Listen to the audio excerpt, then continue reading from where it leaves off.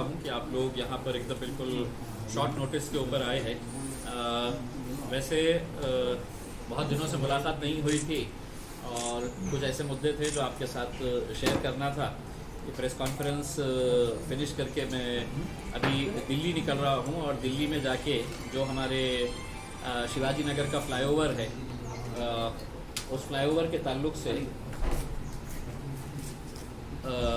Railway board के जो chairman है, मैंने कल के दिन उनको बताया था क्योंकि एक डेलीगेशन शिवाजी नगर से आया हुआ था, उनके पास जाके, क्योंकि दिक्कत ये हो रही है कि उसके लिए फ़ंड सैंक्शन हो गया है, सब कुछ हो गया है, लेकिन उसके बावजूद भी वो काम शुरू नहीं हो रहा है।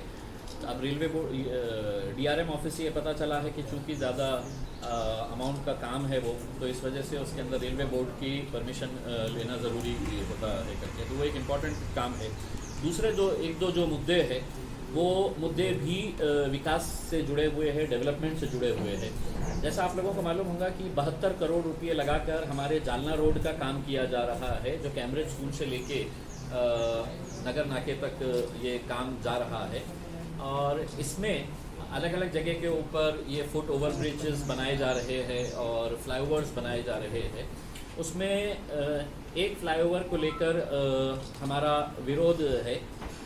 ये काम वैसे 2020 के अंदर सैंक्शन हुआ, लेकिन आपको मालूम है कि 2020 से लगातार 1.5 साल तक ये काम बंद पड़ा हुआ था।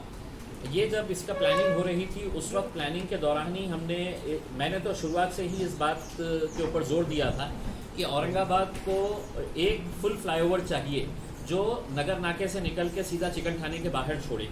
लेकिन पिछले जो भी सत्ता के अंदर थे या जो भी नेता लोग थे, उनकी एक दूरदृष्टि नहीं होने की वजह से उन्होंने टुकड़ों टुकड़ों के अंदर हमको अलग एक 2-4 फ्लाईओवर्स दे दिए। अभी 2 दिन पहले मैं जब पूना से वापस आ रहा था, अहमदनगर जैसे शहर के अंदर पूरा शहर से बाहर निकलने वाला एक फ्लाईओवर अलॉट किया गया है। नासिक के अंदर सेम वैसा ही है। हैदराबाद के अंदर 19 किलोमीटर का फ्लाईओवर है और हमको जब फ्लाईओवर दिया जाता है तो टुकड़ों टुकड़ों के अंदर दिया जाता है, जबकि होना ये चाहिए था कि हमको भी एक फुल फ्लाईओवर देना चाहिए।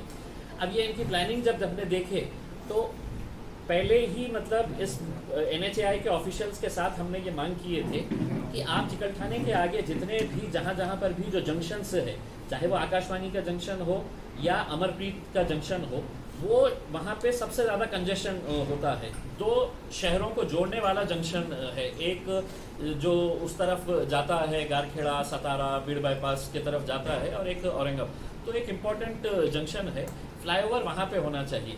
लेकिन उस वक्त तैयार होने के बावजूद न जाने क्या ऐसी बात आई थी कि मतलब ये फ्लाईओवर एयरपोर्ट के सामने शिफ्ट कर दिया गया है। अब मुझे इस बात की पर्सनली खुशी है कि कुछ दिन पहले हमने डिविजनल कमिश्नर के साथ बैठे, उनको पूरे हर चीज़ बताई, और डिविजनल कमिश्नर साहब ने खुद ने ये बात माना है कि मैंने इतना स्ट्रांगली इसको अपोज किया था कि ये एयरपोर्ट के सामने नहीं होना चाहिए और ये यहाँ पे होना चाहिए। तब सुना है NHAI ऑफिशियल्स ने बताया था कि अगर ये इस तरह का रहेगा तो हम वो प्रोजेक्ट ही कैंसिल कर देंगे। तो NHAI को हमको भीख दे रहा है ऐसा नहीं है, हर शहर के अंदर बनाते हैं। हमारे पास भी जो लोगों को चाहिए वो वहाँ पे बनाना चाहिए। हमारे पास पैसा आया तो अब आप कहेंगे कि नहीं मैं करमाड़ के अंदर जाके बना देता हूँ एक फ्लाईओवर करके, जहाँ पे ज़रूरत ही नहीं है। तो इस ताल्लुक से हमने NHAI के साथ 2 मीटिंग्स अभी पिछले 8 दिनों के अंदर हमने लिए है और उनको ये बात कहा है कि एयरपोर्ट के सामने का जो फ्लाईओवर है उसका काम अभी शुरू नहीं हुआ है। वो पूरे का पूरा फ्लाईओवर जो है या तो आप अमरप्रीत चौक के ऊपर लेके आइए या आकाशवाणी चौक के ऊपर, जहाँ पे सबसे ज़्यादा ट्रैफिक है। इस पड़े हुए थे। अब 25 तारीख के दिन औरंगाबाद के अंदर महाराष्ट्र वक्फ बोर्ड की मीटिंग यहाँ पर रखी गई है और उसके अंदर हमने ये ठहराव डाला है, मैंने खुद ने डाला हूँ, कि जिस तरह थाने के बालापुर का मैटर जो मैंने आपको सुनाया था कि बोगस NOC बनाकर दी गई थी और उस बोगस NOC के जरिए एक वकील उसके अंदर इन्वॉल्व थे, डॉक्टर कपल को बेची गई थी वो ज़मीन। मुझे ये बताते हुए खुशी हो रही है कि वक्फ बोर्ड के अंदर अब ये बालापुर के मैटर के अंदर भी FIR रजिस्टर हुई है। वो वकील साहब को थाने की पुलिस ने आके उस्मानाबाद से उठाकर लेकर गई है, उनसे है तो अभी इंक्वायरी चल रही है। जिस बुनियाद के ऊपर इन्होंने ये FIR रजिस्टर किया है, बालापुर का जो FIR रजिस्टर किया है, उसमें जो FIR के अंदर वक्फ बोर्ड के ही ऑफिसर ने FIR रजिस्टर किया है, उसमें लिखा है वक्फ अधिनियम 1995 चे कलम 51 नुसार वक्फ मालमत्तेची आणि विशेषतः स्थावर मालमत्तेबाबत भाडेपट्टा किंवा इतर प्रकारे हस्तांतर हे बेकायदेशीर आहे. त्याकरिता वक्फ मंडळाची परवानगी घेणे बंधनकारक आहे. तसेच वक्फ मालमत्ता विक्री, दान, गहाण इत्यादी प्रकारे हस्तांतर करता येत नाही. सदर मिळकत 11 महिन्यापेक्षा जास्त काळासाठी भाडेपट्ट्यावर देता येत नाही. वक्फ मालमत्ता हस्तांतर करण्याबाबत कायद्याने कायमचे प्रावधान केलेले आहे. ये एफआईआर रजिस्टर किया गया है और एफआईआर के अंदर अब जो नया कानून आया है, जो बेचने वाला है उसके ऊपर एफआईआर रजिस्टर होगी और जो खरीदने वाला है उसके ऊपर भी एफआईआर रजिस्टर होगी कि आपने वक्फ की प्रॉपर्टी खरीदे है. तो मेरी ये मांग है कि उसी बुनियाद के ऊपर वक्फ बोर्ड ने 25 तारीख के मीटिंग के अंदर इस ठराव को पास करके जितने भी लोगों ने जालना रोड की इस प्रॉपर्टी को खरीदा है उनके ऊपर एफआईआर, और जिन्होंने बेचा है जिसके अंदर आपके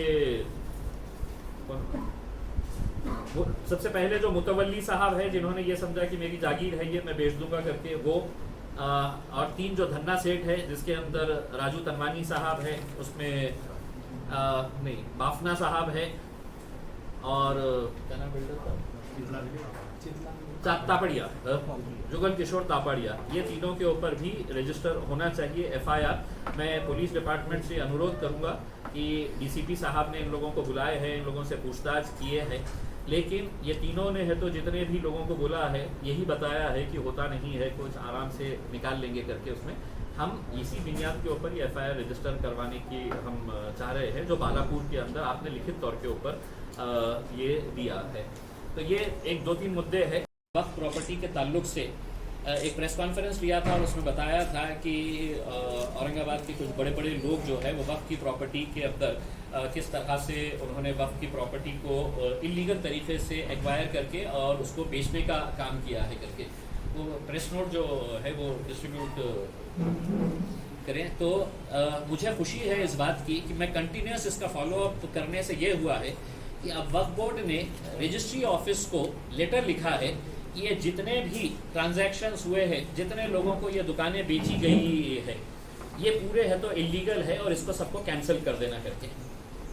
ये कैंसलेशन का लेटर आईजीआर को भेजा गया है, इंस्पेक्टर जनरल ऑफ रजिस्ट्रेशन, और यहाँ के जितने भी रजिस्ट्री ऑफिस है इन लोगों को भेजा गया और ये कहा गया है कि आपने है तो जितने रजिस्ट्री हुए हैं ये टोटल इलीगल हुए हैं और इसके अंदर फौरन है तो इसको कैंसिल किया जाए. ये लेटर मार्च के अंदर फॉरवर्ड किया गया है जितने भी उसको, और उनको तात्काल है तो इसको कैंसिल करने के लिए बोला गया है. लेकिन मुझे ये बताते हुए ये हो रहा है कि मार्च के अंदर भेजने के बावजूद भी अभी इसका मार्च से लेके ये जो 3 रजिस्ट्री ऑफिस है हमारे पास, ये कलेक्टर ऑफिस के अंदर जो है और बाकी के 2 एक भीड़ बाईपास के ऊपर है, ये सिर्फ आपस में एक दूसरे को लेटर लिखते हैं कि ये हमारे उसमें नहीं आता है, ये तुम्हारे उसमें आता है, तुम इसके ऊपर कार्रवाई करो. फिर दूसरा है तो उसको फिर वापस लिखता है. ये पूरे लेटर्स है, करस्पॉन्डेंस है मेरे पास कि आप हमारे उसमें नहीं आता है, तुमने करो करके. क्योंकि इसके अंदर रजिस्ट्री ऑफिस का एक अधिकारी ने मेरी जानकारी के हिसाब से आज भी, मतलब ये रजिस्ट्री ऑफिस के अंदर जो धांधलियां चलती है, मेरी जानकारी के हिसाब से हर रोज का इनका कलेक्शन 20 लाख रुपये होता है.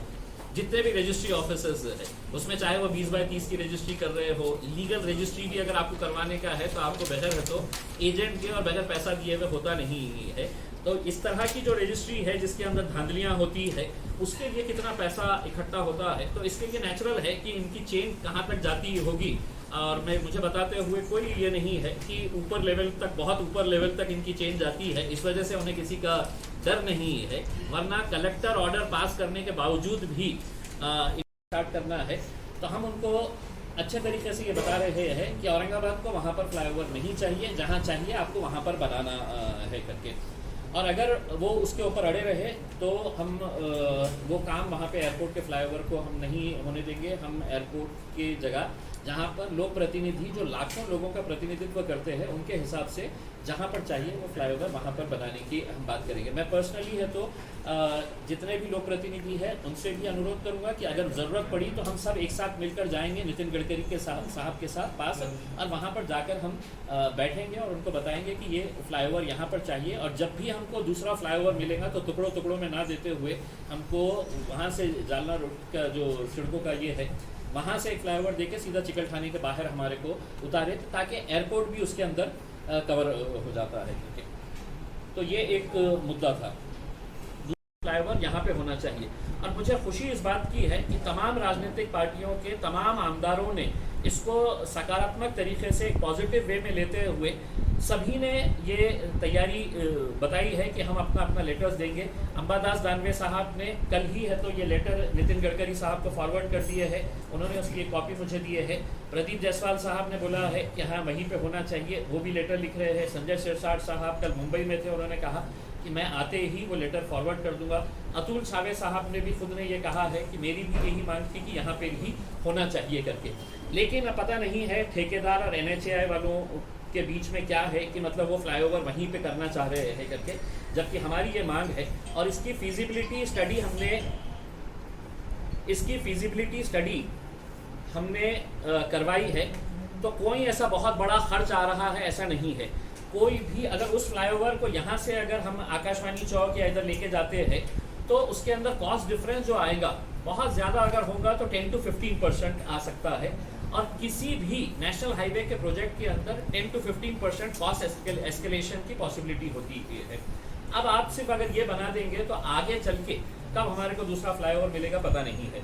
हमारी और औरंगाबाद के जनता की ये ख्वाहिश है कि अब ये अगर छोटे छोटे फ्लाईओवर जो हमारी गलतियां हैं, हमारी गलत नीतियों का नतीजा है कि हमको छोटे छोटे ऐसे पीसेस के अंदर फ्लाईओवर मिले हैं, उसको हम प्रेसिडेंट पार्क होटल या जो अभी लेमन ट्री होटल है वहाँ तक लाके छोड़ दें, उसके आगे कोई फ्लाईओवर ना बने। और उसके आगे हम नितिन गडकरी साहब को ये कहेंगे कि आगे चल के जितना भी इंडस्ट्रियल डेवलपमेंट होने वाला है वो शेंद्रा के अंदर होने वाला है और ऑरिक सिटी के अंदर। अगर आप लोग ऑरिक सिटी अगर देखे होंगे तो इंटरनेशनल स्टैंडर्ड की वहाँ पर फैसिलिटीज डेवलप की गई है। तो हम चाहेंगे कि नितिन गडकरी साहब 1 साल के अंदर नहीं, आप 1.5 साल के बाद दीजिए, हमारे को 2 साल के बाद दीजिएगा, लेकिन एक फ्लाईओवर जो लेमन ट्री होटल जो पुरानी प्रेसिडेंट पार्क होटल थी वहां से निकाल के उसको डायरेक्ट है तो चिकलठाने के बाहर एक पीस के अंदर वो अगर फ्लाईओवर अगर हमको मिल जाता है तो बहुत बड़ा मतलब मेरे हिसाब से एक डेवलपमेंट का एक अच्छे तरीके से काम हो सकेगा। तो इस ताल्लुक से तमाम राजनीतिक पार्टी के जितने भी पदाधिकारी है और अधिकारी भी है जिसके अंदर डिविजनल कमिश्नर साहब शामिल है, वो सब ने है तो इसके लिए रजामंदी जाहिर की है। लेकिन जालना रोड का काम जो है वो कैम्ब्रिज स्कूल से लेकर नगर नाके तक 72 करोड़ रुपये का काम ये किया जा रहा है, और उस काम के बीच में कई फ्लाईओवर्स और फुट ओवर ब्रिजेस बनाए जा रहे हैं। एक फ्लाईओवर जो है वो एयरपोर्ट के सामने बनाया जा रहा है, जबकि हमारी ये मांग है कि ये फ्लाईओवर या तो आकाशवाणी चौक के पास होना चाहिए या अमरप्रीत चौक के पास होना चाहिए, क्योंकि सबसे ज़्यादा ट्रैफिक कंजेक्शन उसी इलाकों के अंदर रहता है। तो ये फ्लाईओवर वहाँ से हटाने के लिए हमने कई मीटिंग्स दी है, लेकिन उनके तरफ से कोई पॉजिटिव रिस्पॉन्स नहीं आ रहा। NHAI की तरफ से कॉन्ट्रैक्टर का मेरे ख्याल से ये है कि नहीं हम वहीं पे बनाना चाहेंगे क्योंकि उनके लिए आसान है, जबकि शहर को जो आसान रहे, शहर के लोगों को जो चाहिए वहाँ पे बनाना चाहिए। तो मैंने खुद ने जितने भी आमदार हैं औरंगाबाद ज़िले के खासदार हैं, इन सबको मैंने पत्र लिखा और विनती किया कि आप लोग अपने तौर के ऊपर ये मांग नितिन गडकरी साहब को लिखित रूप के अंदर दे। मुझे खुशी है कि अंबादास दानवे साहब ने ये पत्र भेज दिया है, शिरसाट साहब से मैंने बात किया, प्रदीप जायसवाल साहब से बात किया, अतुल छावे साहब से बात किया, सब ने ये कहा है कि हम भी ये बात से सहमत है कि फ्लाईओवर यहीं पे होना चाहिए। तो अगर लोक प्रतिनिधि सब ने ये मांग किए हैं तो वो फ्लाईओवर वहाँ से एयरपोर्ट से हटाकर यहाँ पर बनना चाहिए, ये हमारी मांगनी है। और हम इसके फॉलोअप करेंगे नितिन गडकरी साहब से कि इसको वहाँ से हटाकर आकाशवाणी चौक या अमरप्रीत चौक के ऊपर बनाया जाए, ताकि आगे जो है प्रेसिडेंट पार्क होटल जो बनी है या जो लेमन ट्री होटल है, वहाँ से नेक्स्ट फ्लाईओवर जो भी मिले तो ऐसे टुकड़ों टुकड़ों के अंदर ना मिले, बल्कि एक फुल फ्लाईओवर मिले जो वहाँ से निकलकर सीधा है तो कैम्ब्रिज स्कूल के बाहर निकल जाए, ताकि कल के दिन जब हमारा इंडस्ट्रियल डेवलपमेंट शेंद्रा और ऑरिक सिटी के अंदर हो तो डायरेक्ट एयरपोर्ट से निकलने वाला आदमी उस फ्लाईओवर के ऊपर चढ़े और शेंद्रा और ऑरिक सिटी जाने के लिए वो हार्डली है तो 4 से 5 मिनट के अंदर वहाँ पर पहुँच जाए। तो आगे के डेवलपमेंट को देखते हुए मैं लोगों से भी ये अपील करूँगा कि खामोश बैठकर हर चीज़ को एक्सेप्ट मत करिए। ये आपका पैसा है और आपके पैसे का अगर कोई सही तरीके से इस्तेमाल नहीं हो रहा है तो उसके लिए कम से कम आवाज़ उठाइए। इंडस्ट्रीज़ एसोसिएशन है, बहुत सारे ऑर्गेनाइजेशंस है, नितिन गडकरी साहब को और NHAI को ट्वीट के जरिए है तो अपनी नाराज़गी बताइए और बताइएगा कि मतलब हमको फ्लाईओवर यहाँ पे नहीं यहाँ चाहिए। बालापुर का मामला आपने उठाया। बालापुर के अंदर एक ऐसा मैटर था कि जहां पर बोगस एनओसी एक वकील साहब ने दिए थे कुछ 9-10 लाख रुपए लेकर। ये मामले को मैंने उठाया था और वक्फ बोर्ड की मीटिंग के अंदर भी हमने ये मांग की थी कि अगर आपने ही कहा है कि ये बोगस एनओसी है, ये डुप्लीकेट सिग्नेचर है, ये डुप्लीकेट लेटर हेड है, ये डुप्लीकेट स्टैम्प है, तो आप इसके ऊपर खामोश क्यों बैठे थे? आपने एफआईआर दूसरे दिन ही रजिस्टर करना चाहिए था, लेकिन वो रजिस्टर किए नहीं। काफ़ी दिनों तक उनके पीछे फॉलो करना पड़ा। आखिरकार वो एफआईआर थाने के अंदर रजिस्टर हुई। जो वकील साहब थे उस्मानाबाद के, उनको पुलिस ने लेकर गई थाने में, उनसे क्वेश्चनिंग की जा रही है, उसकी इंक्वायरी चल रही है। उसी तर्ज के ऊपर हम ये चाह रहे हैं कि औरंगाबाद के जालना रोड की जो प्रॉपर्टी है, जो करोड़ों रुपए की प्रॉपर्टी है और जो वक्फ की प्रॉपर्टी है, उसके अंदर कहीं डिस्प्यूट नहीं है, वो प्रॉपर्टी को भी मतलब उसी तरह के एफआईआर रजिस्टर की जाए। और नए वक्फ कानून के हिसाब से ऐसा प्रावधान है कि जो बेचने वाला है उसके ऊपर एफआईआर होती है और जो ख़रीद रहा है उसके ऊपर भी एफआईआर रजिस्टर होती है। तो ये जितने लोगों ने ख़रीदे हैं, इन लोगों के ऊपर भी एफआईआर रजिस्टर होना चाहिए। हम उस मीटिंग के अंदर है तो इसको ठहराव पास करेंगे सभी मेंबर्स के ज़रिए और फिर औरंगाबाद पुलिस के पास जाएंगे कि आप इसके ऊपर एफआईआर हमारी एक्सेप्ट करें। वक्फ बोर्ड के मेंबर की हैसियत से आपको इस तरह के इश्यूज उठाना पड़ रहे हैं, जबकि वक्फ अफसरान की जिम्मेदारी है कि वो इलीगल जो देखिए, वक्फ के अंदर कुछ ऐसे अधिकारी और कर्मचारी थे जिन्हें मैं ये नहीं कहूँगा कि वो चोर थे करके, वो डाकू थे, जिन्होंने मतलब ये पूरी वक्फ की प्रॉपर्टीज़ जो है जिसे लुटाने में और अपनी जेबें भरने में पूरी तरह से मतलब सहयोग किया है। मतलब बहुत अफसोस लगता है मुझे इस तरह के शब्दों का इस्तेमाल करते हुए, लेकिन ये सब जानबूझकर अगर खामोश बैठे थे तो आज वक्फ की प्रॉपर्टी हमारे पास से पेपर के ऊपर है, कोई धन्ना सेठ ने ले लिया है, किसी को बेच दिया गया है, तो कहीं ना कहीं इसके ऊपर रोक लगनी चाहिए। काम नहीं करे हैं, अब हम वक्फ बोर्ड के अंदर आए हैं और मेरी ख्वाहिश है और इंशाल्लाह मेरी पूरी कोशिश रहेगी कि इन 5 सालों के अंदर वक्फ के जो कर्मचारी, चाहे वो रिटायर हो गए होंगे या अभी भी काम कर रहे होंगे, इनको जेल जाता हुआ जब मैं देखूंगा तो मेरे दिल को बड़ी सुकून मिलेगी, बड़ी राहत मिलेगी कि आखिरकार हम वक्फ की ज़मीनों को बचाने के अंदर इन लोगों को अंदर डालेंगे। और मैं पूरी कोशिश करूंगा इसके लिए कि कोई ना कोई अधिकारी कर्मचारी जेल ज़रूर जाए वक्फ का। एमआईएम के कार्यकर्ता जो है राष्ट्रवादी में प्रवेश कर रहे हैं और राष्ट्रवादी के एक नेता ने आपसे चैलेंज भी किया है। कौन है वो? हाँ, इम्तियाज भाई 7 साल में आपने क्या काम 7 साल में आपने क्या काम किए वो 7 काम गिन के बताओ। कौन है कौन? नहीं, मैं सुना नहीं, किसने बोला है? अच्छा इम्तियाज भाई, हाँ? एक मिनट दिल्ली पुलिस ये ऐसे छोटे मोटे लोग शेख साहब, उनको थोड़ा बहुत ही छोटे मोटे लोगों के बारे में आप सवाल करते हो वक्त इम्तियाज उस भाई, लेवल का सवाल करिएगा। इम्तियाज भाई, चिल्लर लोगों से मेरे दिल्ली और यूपी के